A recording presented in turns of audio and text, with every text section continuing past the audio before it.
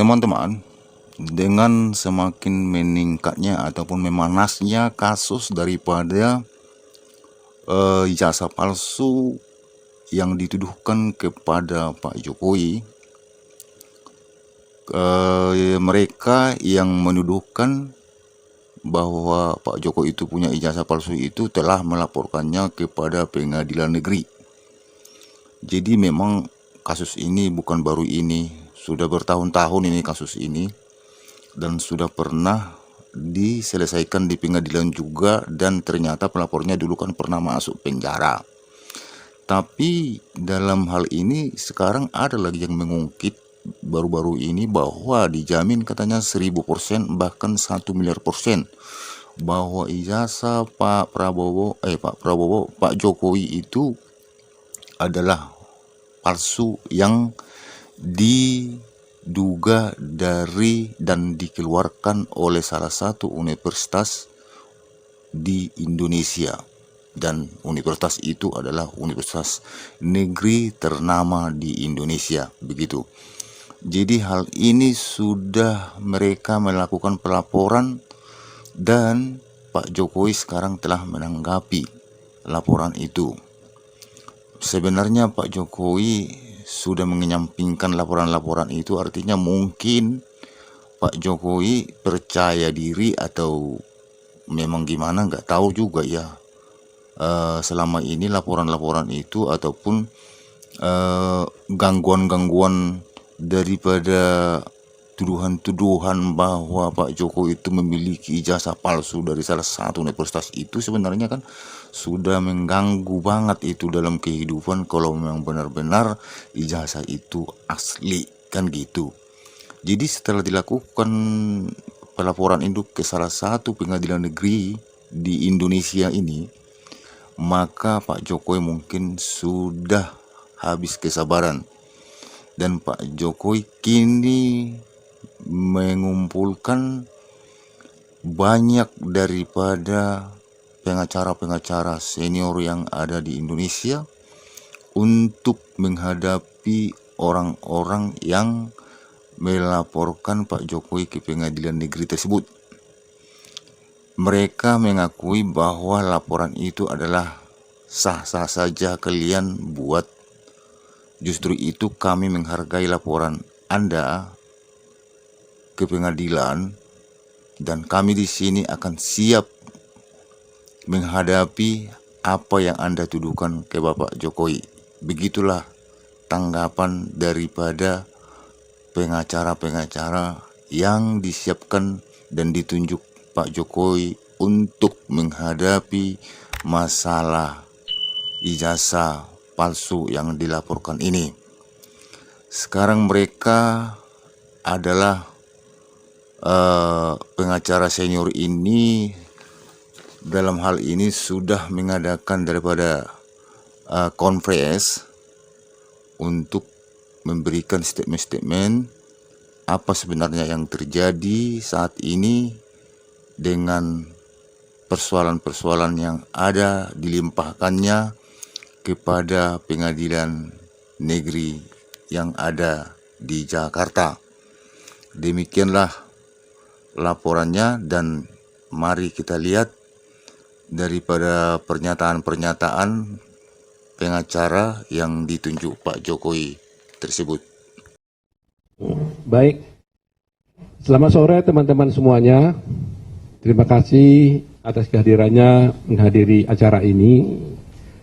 Acara ini kita buat adalah sebagai konferensi pers. Kita tahu bahwa selama ini Pak Jokowi selalu mendapat gangguan, dan termasuk juga ada gugatan-gugatan terhadap beliau dan keluarga. Yang mana menurut kami sebenarnya gugatan-gugatan itu tidak berdasar, tetapi karena diajukan di pengadilan tentunya harus kita hormati dan harus kita hadapi. Kami di sini adalah tim kuasa hukum daripada Pak Jokowi, dan juga tim kuasa hukum mewakili Ibu Iriana. Ada Pak Rifai, ada Pak Andra, ada Ibu Dame Purba, ada Yakub Hasibuan, ada Firman Pangaribuan, ada Nikolai, dan ada Nurul Firdausi. Kami semuanya ini tim yang ditunjuk oleh Bapak Jokowi dan juga Ibu Riana mewakili beliau-beliau itu dalam suatu 3 perkara yang ada, 1 di PT UN, 2 di Pengadilan Negeri Jakarta Pusat. Pertama yang ingin saya beritahukan bahwa gugatan yang di PT UN itu adalah menyangkut perkara di mana ada tuduhan tentang dinasti politik. Putusan ini sudah dibuatkan oleh PT UN beberapa waktu yang lalu, dan gugatan tersebut dinyatakan tidak diterima. Jadi itu satu membuktikan bahwa sebenarnya persoalan dinasti politik itu sebenarnya tidak pernah terbukti di PT UN. Kedua, hari ini tanggal 25 April telah keluar putusan Pengadilan Negeri Jakarta Pusat sehubungan gugatan yang ditujukan kepada Bapak Jokowi, ada juga di sana KPU dan beberapa tergugat, nanti akan kami berikan. Gugatan tersebut juga oleh Pengadilan Negeri Jakarta Pusat hari ini dinyatakan telah tidak diterima. Ya, eksepsi kami dikabulkan, lakukan eksepsi absolut, dan gugatan tersebut tidak diterima. Gugatan ini adalah gugatan yang diajukan melalui kuasa hukumnya, yaitu Egy Sujana dan kawan-kawan. Dan gugatan itu tidak diterima oleh Pengadilan Jakarta Pusat. Gugatan ini adalah mengenai tuduhan yang dituduhkan kepada Bapak Jokowi tentang ijazah palsu. Mengenai ijazah palsu sudah kita ketahui bersama, sudah panjang sekali urusannya. Bahkan ada orang-orang yang menuduh beliau menggunakan ijazah palsu. Hal itu adalah tidak benar. Dan akhirnya Pengadilan Jakarta Pusat telah juga menyatakan tidak menerima gugatan yang diajukan oleh beberapa orang yang diwakili oleh Egy Sujana, dan gugatannya itu dinyatakan tidak dapat diterima. Nah, terus terang aja mengenai ini kami perlu jelaskan. Hal ini memang tidak boleh kita biarkan sebagai negara hukum. Coba bayangkan, Pak Jokowi ditetapkan sebagai presiden. Tiba-tiba ada orang lain yang tidak ada hubungan hukum dengan Pak Jokowi menuduh Pak Jokowi menggunakan ijazah palsu. Nggak ada persoalan. Jadi coba bayangkan seakan-akan Anda, para wartawan, ditunjuk nanti menjadi wali kota, ya, terpilih jadi wali kota. Tiba-tiba ada orang lain mengatakan, oh Pak Wali Kota itu menggunakan ijazah palsu. Padahal tidak ada urusannya. Nah, kemudian dari Pak Jokowi mengatakan itu tidak benar, tuduhanmu itu. Lantas dari pihak Egy Sujana mengatakan kalau tidak benar buktikan dong, katanya. Loh, kok kami yang membuktikan? Kalau Anda menuduh Pak Jokowi memiliki ijazah palsu, buktikan dong bahwa ijazah Pak Jokowi itu palsu. Kok Pak Jokowi disuruh buktikan ijazahnya palsu atau tidak palsu?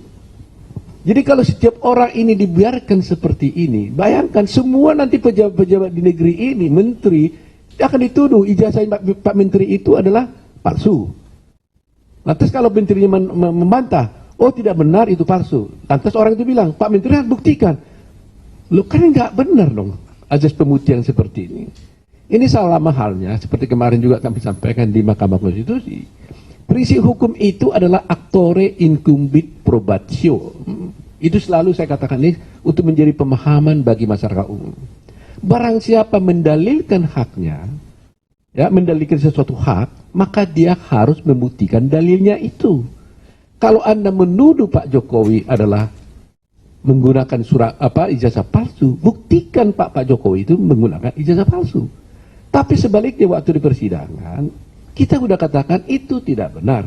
Lantas Pak Egy Sujana mengatakan, buktikan dong, mana surat isi palsu apa aja ijazahnya. Nah, ini kan satu pembuktian yang tidak berdasarkan hukum.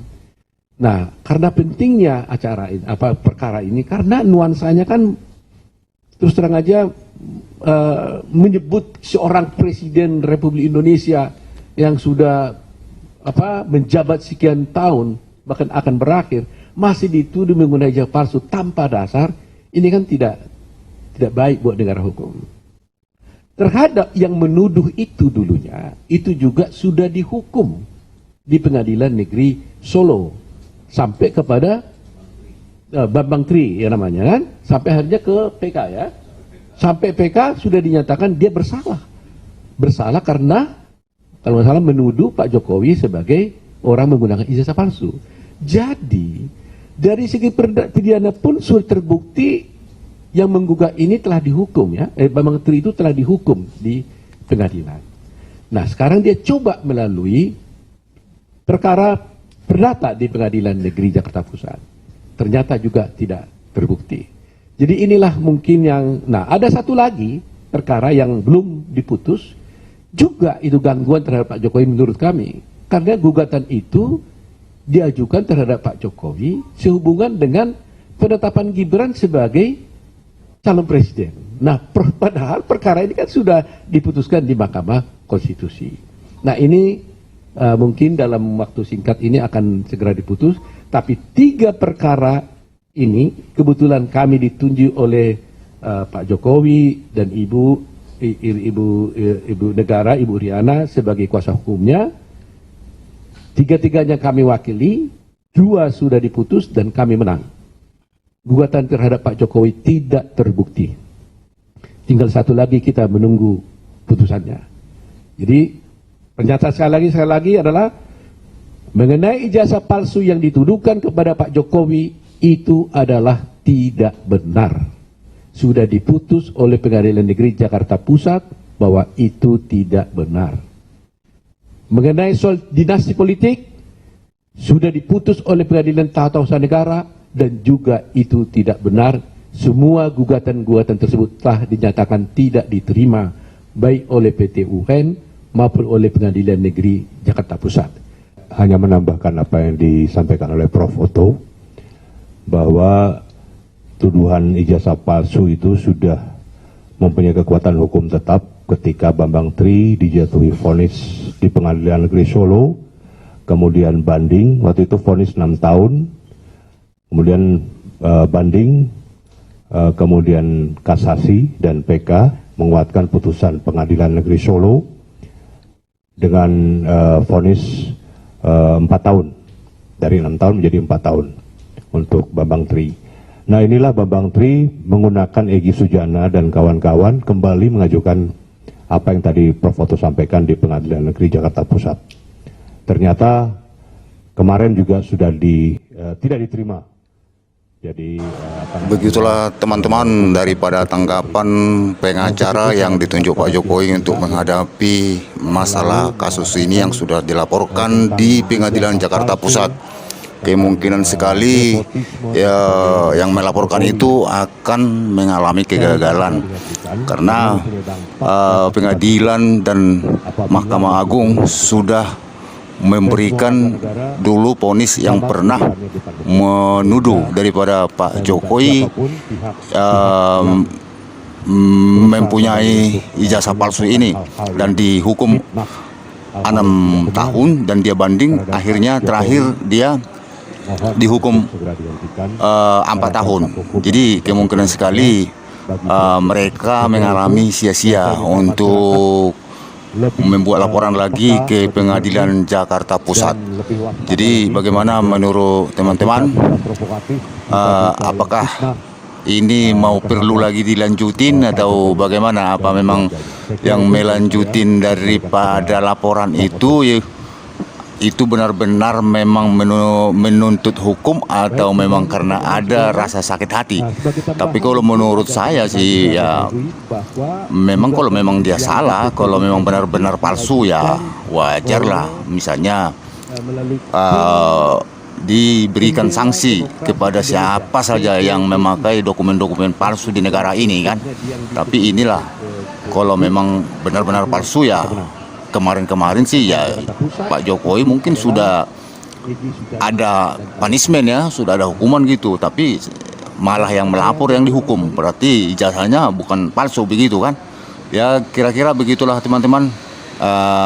Berikan pendapat teman-teman kalau memang ijazah ini masih perlu dilanjutin ke pengadilan atau gimana.